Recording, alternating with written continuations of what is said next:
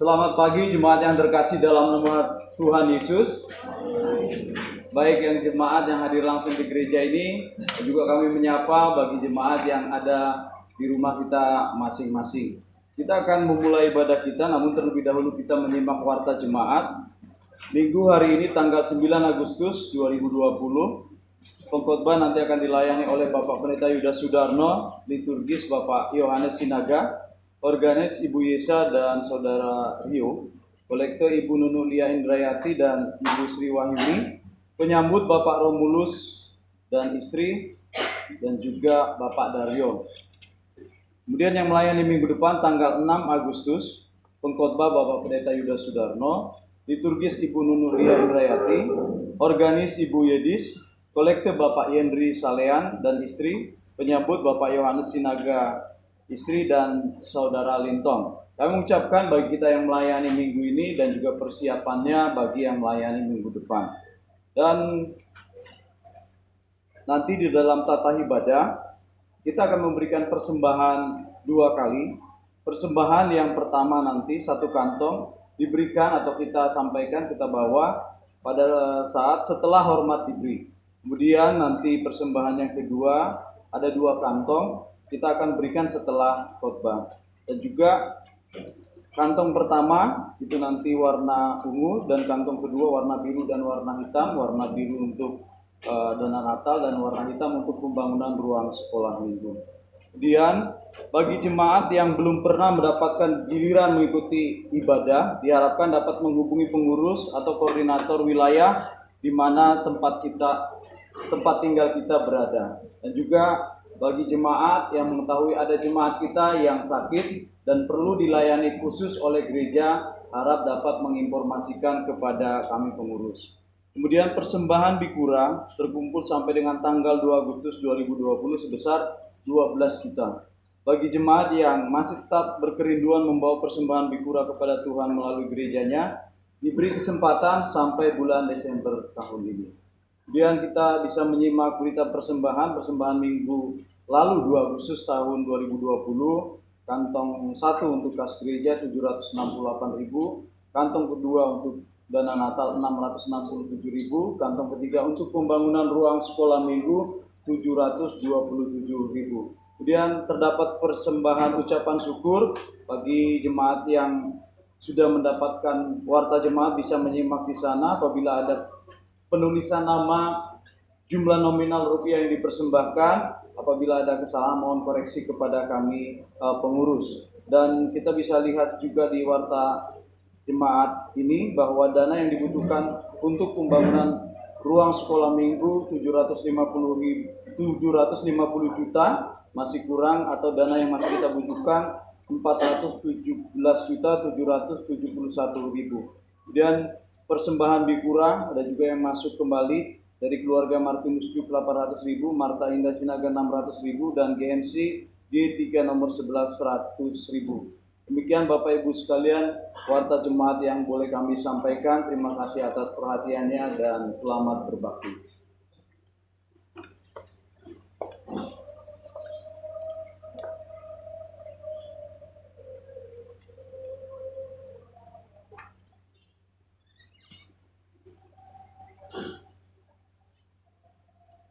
Salam Bapak Ibu yang terkasih dalam nama Tuhan Yesus Kristus. Ibadah akan segera kita mulai. Kita masuk saat teduh.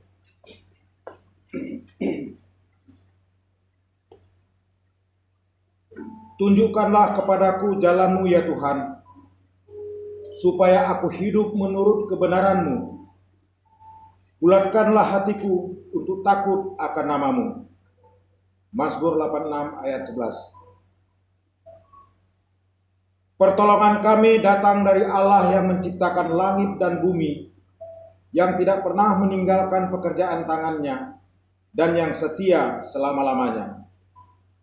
Turunlah kiranya atas kita anugerah dan damai sejahtera dari Allah Bapa kita, Tuhan Yesus Kristus. Amin. Kita kidungkan satu pujian dari KPPK nomor 14 ayat 1 sampai dengan 2.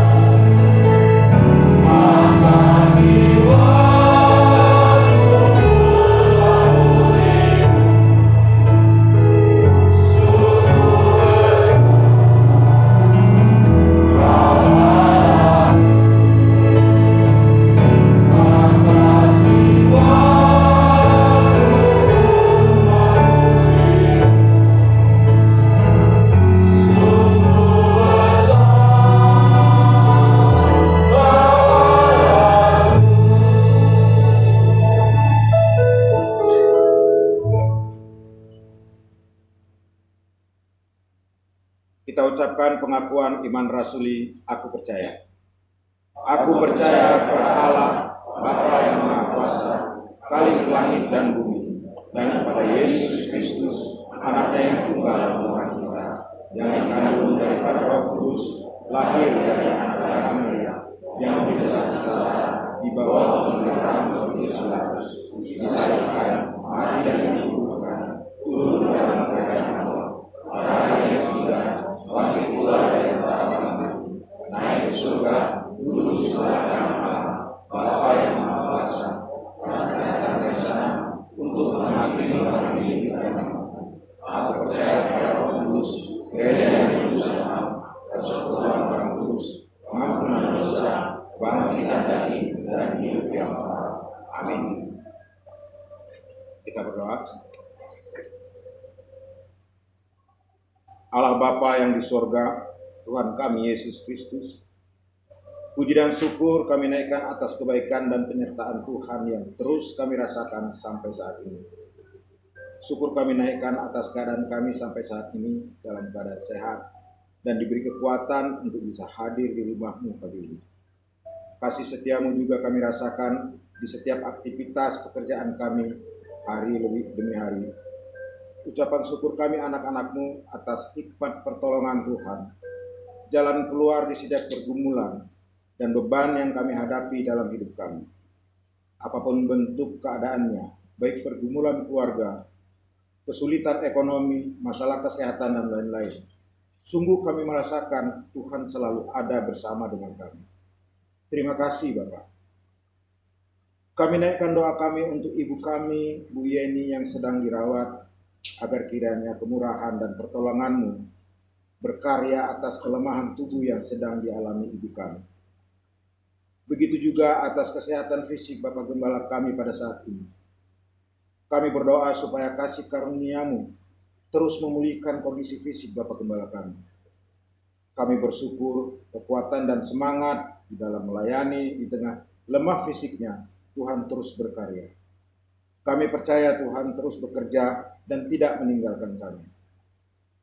Bapa di sorga, kami naikkan syukur kami atas bangsa dan negara kami tercinta yang sebentar lagi akan memperingati hari kemerdekaan. Kami bersyukur Tuhan baik atas bangsa kami. Biarlah negara kami Indonesia tetap di dalam pemeliharaan-Mu. Hindarkan kami dari perpecahan Tuhan. Meskipun di tengah pandemi virus COVID-19 yang mewabah saat ini, kami percaya ini juga karena Tuhan bersama dengan kami. Kami terus berdoa untuk pemimpin bangsa kami dari pusat sampai ke daerah-daerah, TNI dan Polri, tim Satgas COVID yang dibentuk oleh pemerintah dan masyarakat dimanapun mereka berada. Pertolongan dan hikmat marifat yang dari Bapa di sorga turun berkarya dan memampukan untuk kami bisa berdiri teguh menghadapi dan berjalan keluar dari situasi pandemi dan kondisi ekonomi yang berdampak. Anugerah dan belas kasih-Mu Bapa yang dapat memulihkan keadaan bangsa kami saat ini. Sebab sia-sialah setiap usaha penjagaan yang bangsa kami ini lakukan kalau bukan Tuhan yang menjaga dan memelihara bangsa kami ini. Sia-sia jugalah kami membangun bangsa ini kalau bukan Tuhan juga yang memberkati dan membangunnya. Untuk itu Tuhan, tolong bangsa kami ini. Jangan kehendak kami yang berlaku, kehendak-Mu lah yang terjadi. Sebentar kami juga akan mendengarkan kebenaran firman-Mu yang disampaikan oleh hamba-Mu, Bapak Pendeta Yudas. Siapkan hati kami untuk menerima firman-Mu, dan mampukan kami untuk menghidupinya menjadi suluh penerang bagi jalan kami untuk berjalan di kehidupan kami ini. Terima kasih Bapak. Inilah ucapan syukur kami yang kami naikkan di dalam nama anak-Mu yang tunggal, Tuhan kami Yesus Kristus. Amin. Kita naikkan satu pujian dari KPPK nomor 26 ayat 1 sampai ayat 3.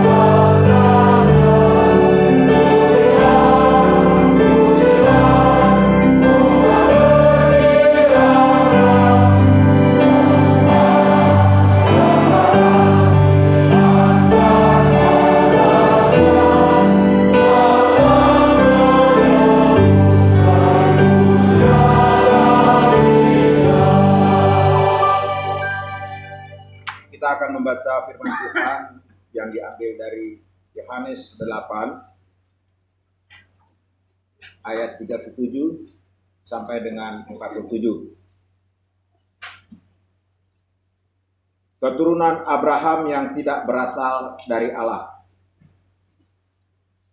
Aku tahu bahwa kamu adalah keturunan Abraham, tetapi kamu berusaha untuk membunuh aku karena firman-Mu tidak beroleh tempat di dalam kamu. Apa yang kulihat pada Bapa, itulah yang kukatakan, dan demikian juga kamu perbuat tentang apa yang kamu dengar dari bapamu. Jawab mereka kepadanya, Bapa kami ialah Abraham. Kata Yesus kepada mereka, jikalau sekiranya kamu anak-anak Abraham, tentulah kamu mengerjakan pekerjaan yang dikerjakan oleh Abraham. Tetapi yang kamu kerjakan ialah berusaha membunuh aku. Aku seorang yang mengatakan kebenaran kepadamu, yaitu kebenaran yang kudengar dari Allah. Pekerjaan yang demikian tidak dikerjakan oleh Abraham. Kamu mengerjakan pekerjaan bapamu sendiri.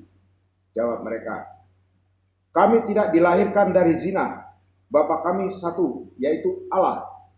Kata Yesus kepada mereka, jikalau Allah adalah Bapamu, kamu akan mengasihi aku, sebab aku keluar dan datang dari Allah, dan aku datang bukan atas kehendakku sendiri, melainkan Dialah yang mengutus aku. Apakah sebabnya kamu tidak mengerti bahasaku? Sebab kamu tidak dapat menangkap firmanku. Iblislah yang menjadi bapamu, dan kamu ingin melakukan keinginan bapamu. Ia adalah pembunuh manusia sejak semula dan tidak hidup di dalam kebenaran, sebab di dalam dia tidak ada kebenaran. Apabila ia berkata dusta, ia berkata atas kehendaknya sendiri, sebab ia adalah pendusta dan bapa segala pendusta. Tetapi karena aku mengatakan kebenaran kepadamu, kamu tidak percaya kepadaku. Siapakah di antaramu yang membuktikan bahwa aku berbuat dosa? Apabila aku mengatakan kebenaran, mengapakah kamu tidak percaya kepadaku? Barang siapa berasal dari Allah, ia mendengarkan firman Allah. Itulah sebabnya kamu tidak mendengarkannya, karena kamu tidak berasal dari Allah. Demikian firman Tuhan. Berbahagialah kita yang membaca, merenungkan, serta melakukan firman Tuhan dalam kehidupan kita sehari-hari. Kita sambut dengan hormat diberi.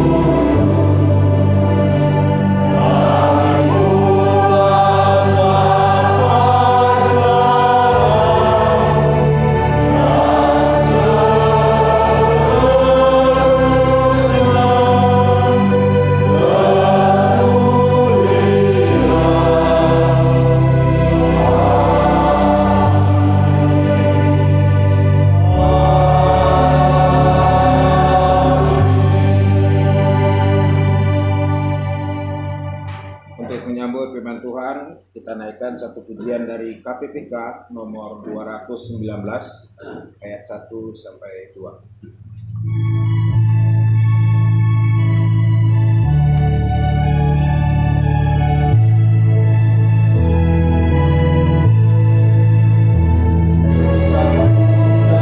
Kasih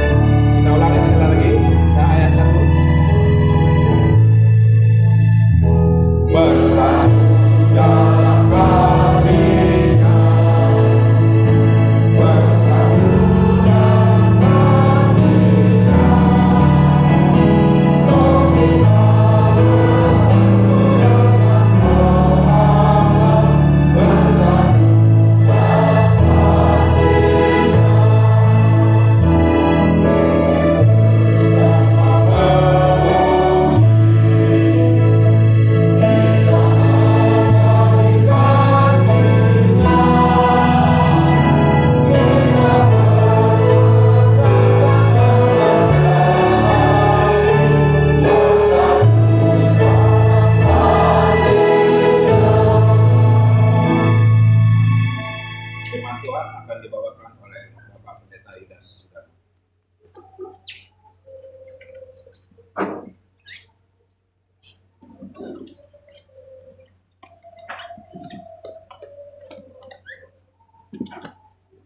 Baik, jemaat yang dikasih Tuhan, selamat hari Minggu. Tuhan Yesus memberkati. Kita akan sharingkan bersama-sama apa yang kita baca tadi, yaitu dari Injil Yohanes pasal yang ke-8. Mari kita belajar dari Injil Yohanes pasal 8 ini.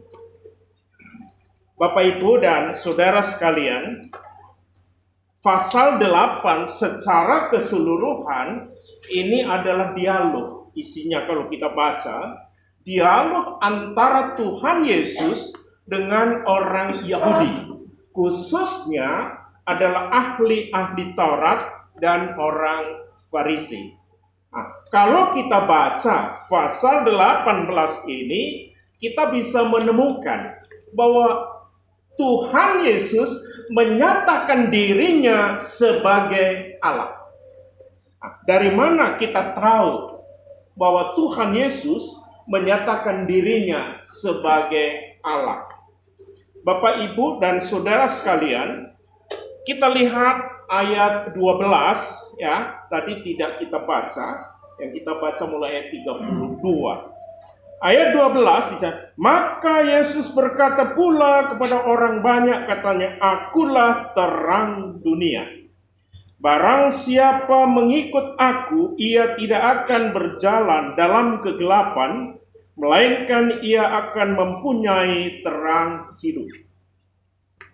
Ini diucapkan oleh Tuhan Yesus ketika pada saat hari raya Pondok Daun, semua orang Yahudi itu menghias rumah ibadah, khususnya dihias dengan lampu-lampu yang terang benderang.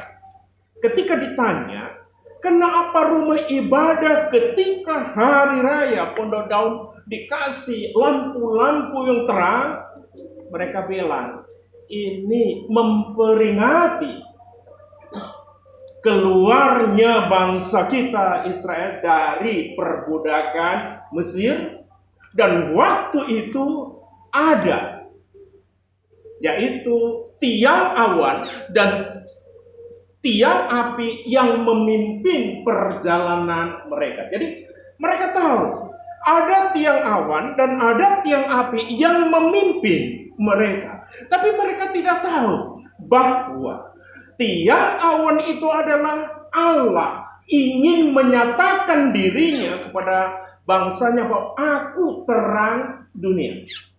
Mereka nggak tahu. Maka Tuhan Yesus katakan, aku terang dunia. Kamu tahu, pada waktu itu mereka berjalan dan selalu di dalam terang. Pada malam hari mereka jalan dalam terang, tapi yang tidak percaya, mereka berhenti berjalan. Karena apa? Karena kegelapan. Dari sana sebenarnya Tuhan Yesus mengatakan, terang dunia yang kamu peringati, tiang awan itu kehadiranku untuk memimpin umatku. Sebenarnya secara kasar Tuhan Yesus mengatakan seperti itu. Itulah sebabnya mereka bisa berjalan. Di sini disebutkan bahwa barang siapa mengikuti aku, ia tidak akan berjalan dalam kegelapan. Betul, mereka nggak berjalan. Itu berarti Bapak Ibu, dari sini kita dikasih tahu siapa sebenarnya yang menyatakan diri dalam tiang api. Yesus sendiri. Sebelum dia menjelma menjadi manusia, dia sudah memimpin umatnya sebagai terang dunia. Yang kedua, Bapak Ibu, kita melihat ayat 24. Di sana Tuhan Yesus mengatakan, karena itu tadi aku berkata kepadamu bahwa kamu akan mati dalam dosamu, sebab jikalau kamu tidak percaya bahwa akulah dia. Akulah dia. Kemudian diucapkan kembali oleh Tuhan Yesus dalam ayat 28, akulah dia. Kita tahu kata akulah dia, kalau bahasa Yunani ego eimi, ya. Kalau di dalam perjanjian lama disebutkan ya, aku adalah aku, gitu ya. Aku adalah aku. Itu adalah apa? Nama Allah atau nama ilahi yang diwahyukan kepada Musa. Ketika Musa berjumpa dengan Allah dalam belukar berduri itu, Tuhan mengatakan, akulah aku. Kalau Tuhan Yesus mengatakan, akulah dia, itu sama artinya dengan akulah aku. Akulah aku yang di dalam perjanjian lama, yang artinya adalah akulah satu-satunya Allah yang benar dan kudus. Di luar aku tidak ada Allah lain. Dari sini Bapak Ibu, mestinya orang Yahudi tahu, oh begitu. Kalau yang menyatakan diri kepada Musa, akulah aku.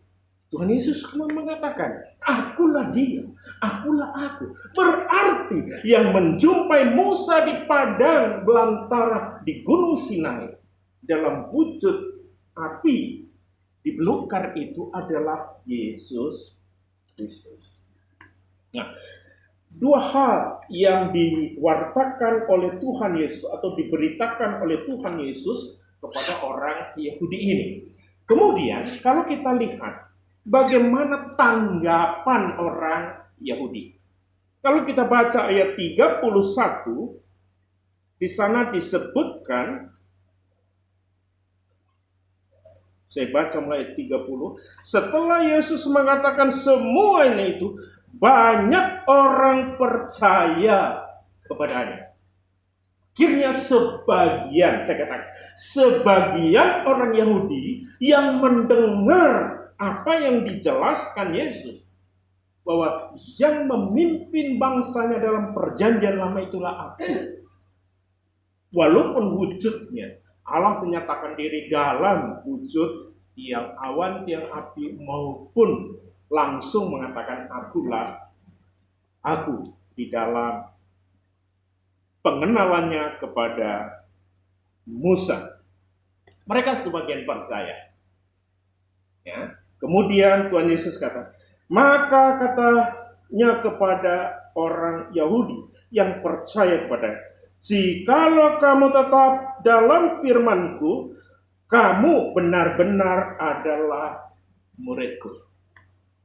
Saya katakan sebagian langsung percaya, tapi sebagian tidak mau percaya.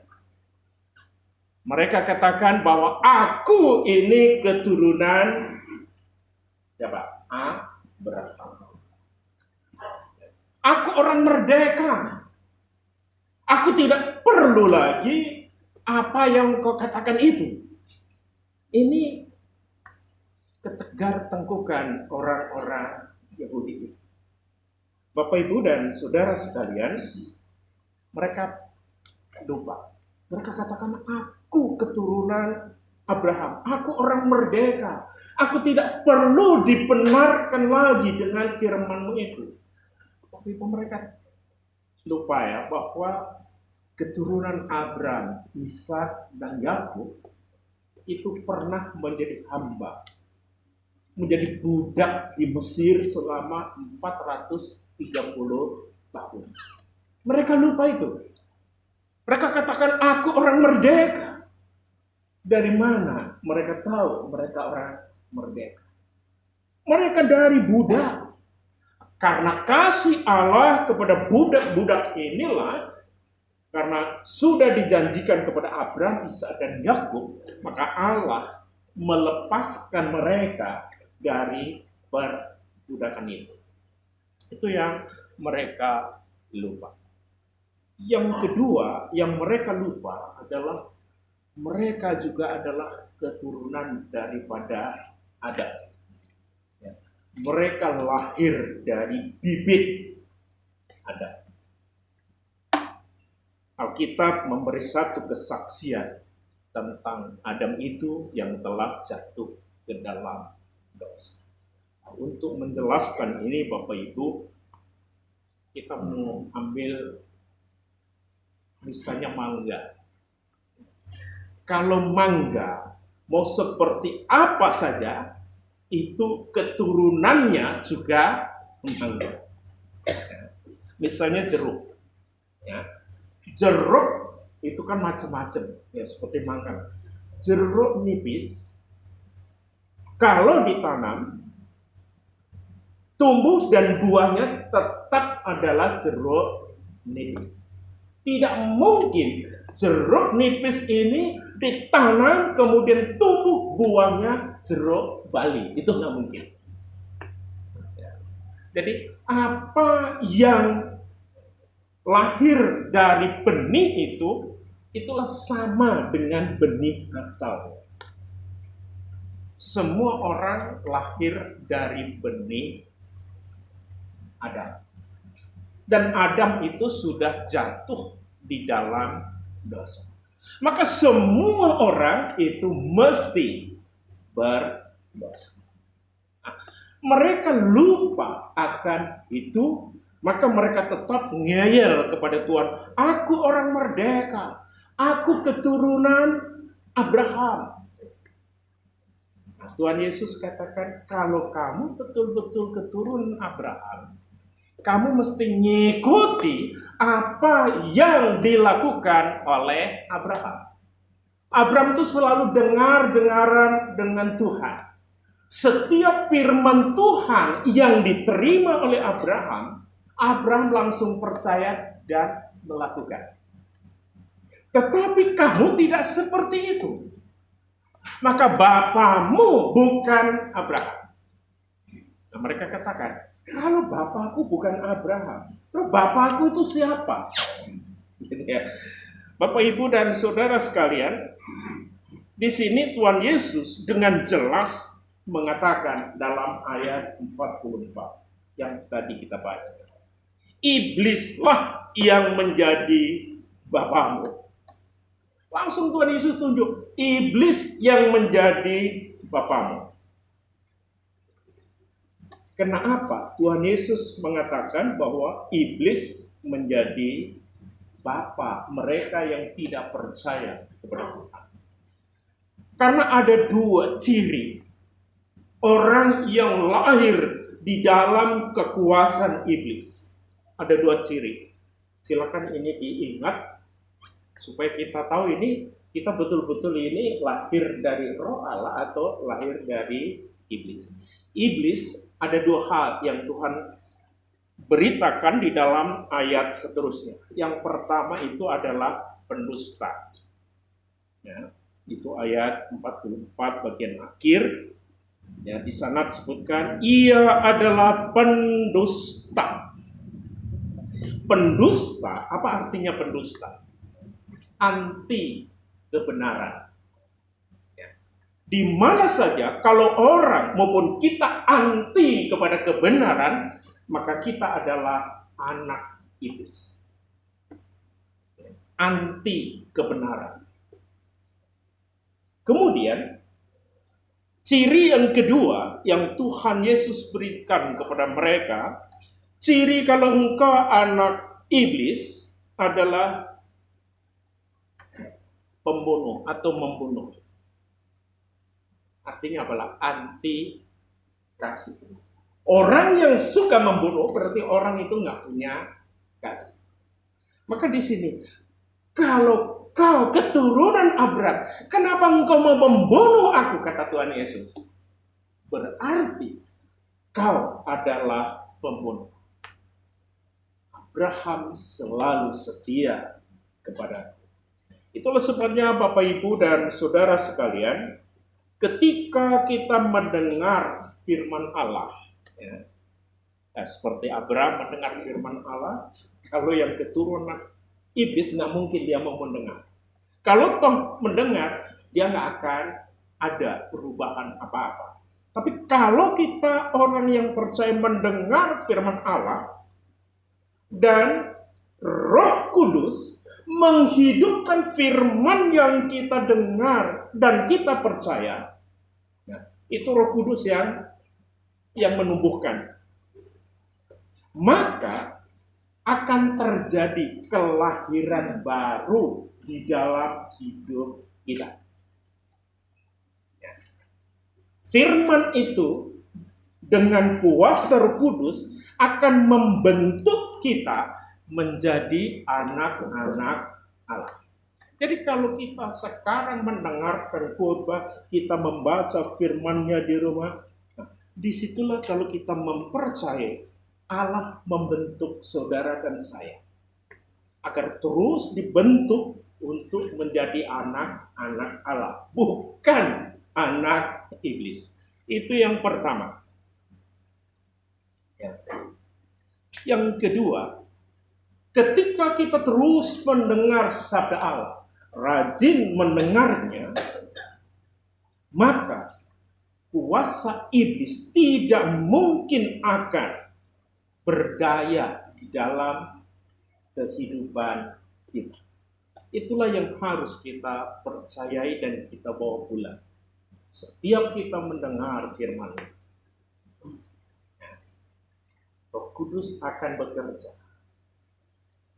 Kemudian menumbuhkan bibit itu makin lama, makin terus bertumbuh, dan akhirnya membawa kita kepada anak Allah. Orang yang terus percaya kepadanya, dan orang yang terus percaya untuk menggantungkan hidup ini kepada Dia.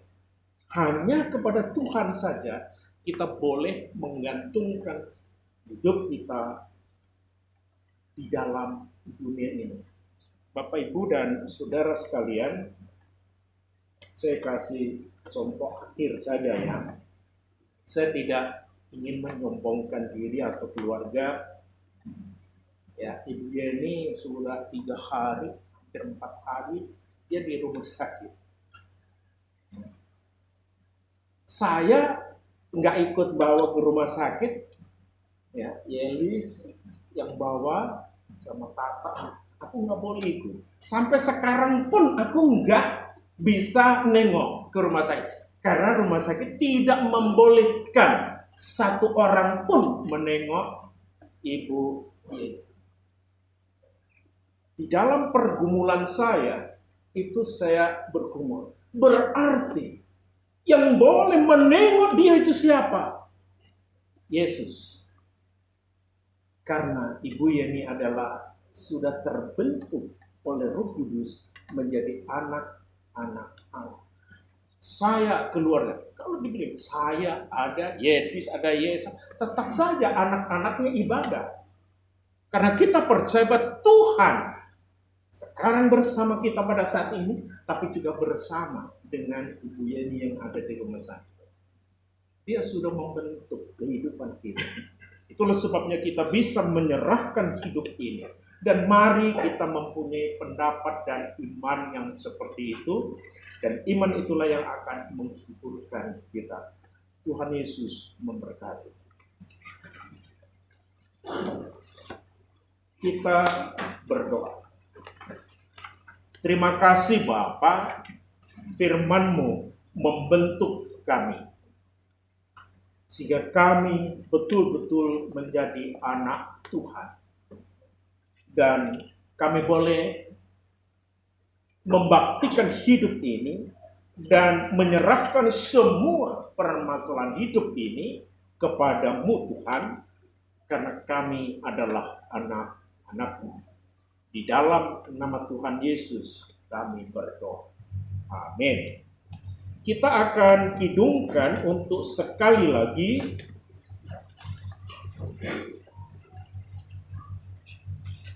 nomor 133 ayat 1 sampai 3.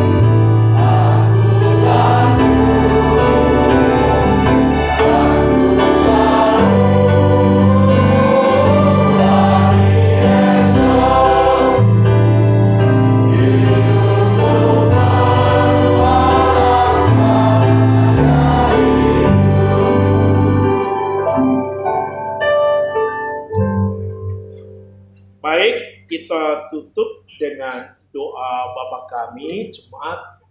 Kami panggil untuk berdiri. Kita doa Bapa kami bersama-sama. Bapa kami di surga, dikuduskan datanglah kerajaan-Mu, jadilah kehendak-Mu di bumi seperti di surga. Berikanlah kami hari ini makanan kami secukupnya, dan ampunilah kesalahan kami, seperti kami dari kesalahan. Janganlah membakar kami dalam cobaan, lepaskan kami dari dosa. Karena Tuhan punya kerajaan dan kuasa dan kemuliaan sampai selama-lamanya. Amin. Doksologi.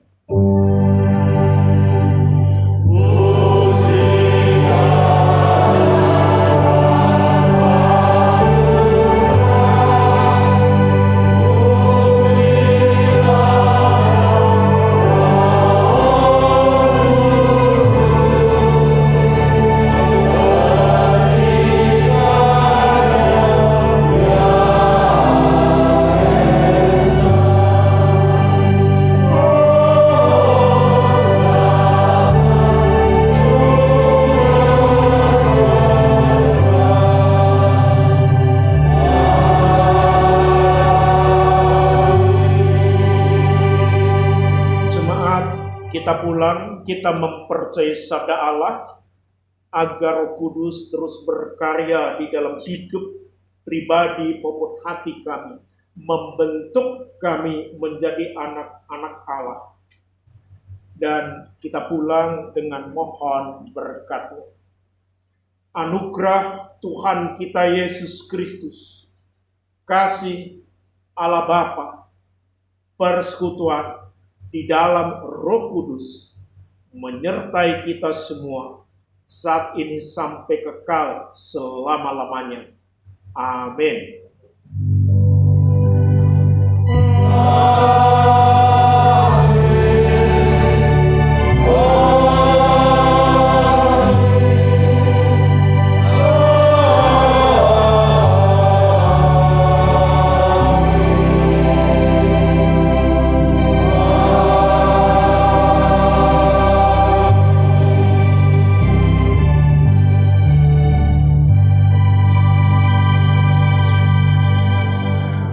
Amin. Tuhan Yesus menyertai kita semua.